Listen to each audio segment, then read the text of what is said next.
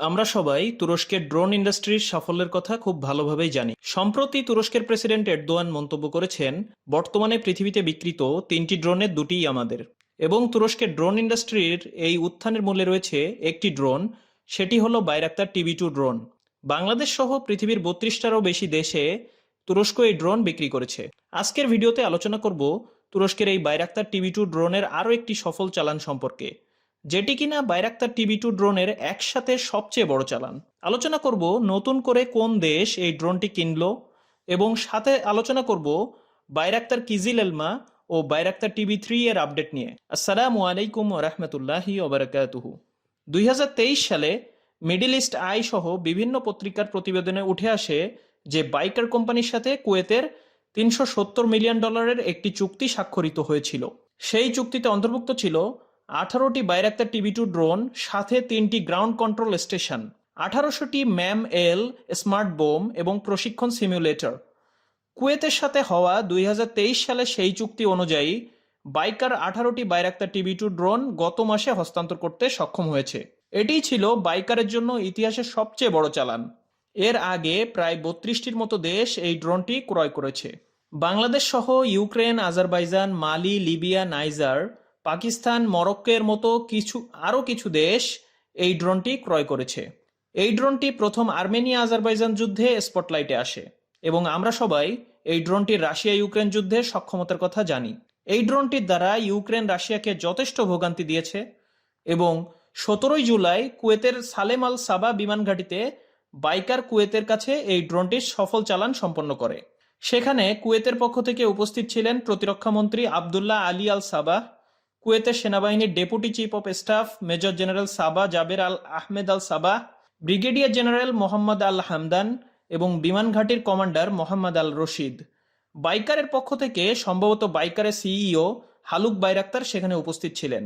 এখন আসি এই Bayraktar TB2 drone strategically region কন্ট্রোলে কুয়েতকে কিভাবে সাহায্য করবে, এবং এই ড্রোন বিক্রির মাধ্যমে ভবিষ্যতে তুরস্ক আরও কি কি চুক্তি করতে পারবে কুয়েতের সাথে।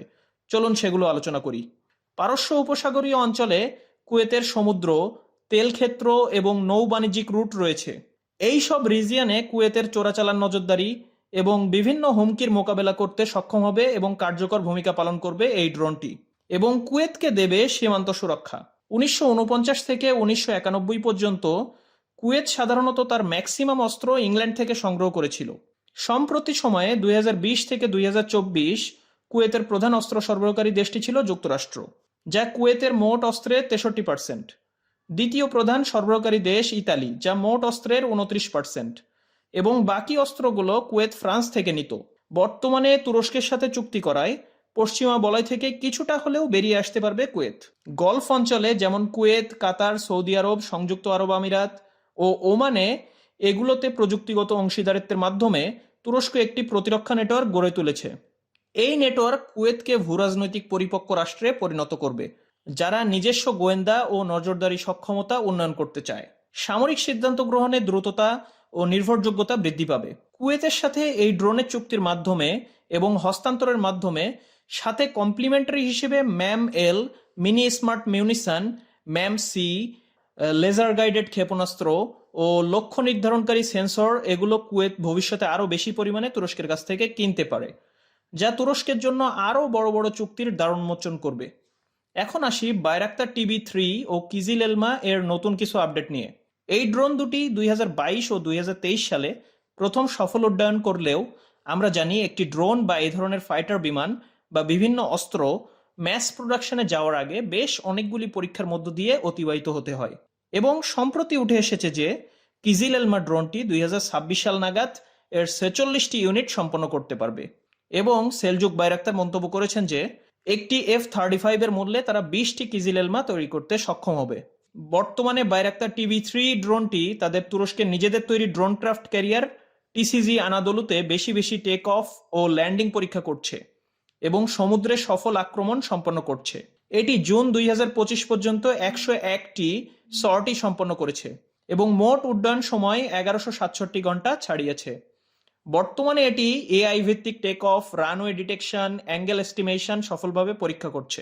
গত মার্চে এটিকে UAV-122 সুপারসনিক মিসাইল ব্যবহার করে নাভাল লক্ষ্যবস্তুতে আঘাত করতে দেখা যায় এবং পরক্ষণে ড্রোন ক্রাফট ক্যারিয়ার টিসিজি আনাদুলুতে সফলভাবে ল্যান্ডিং করতে সক্ষম হয়।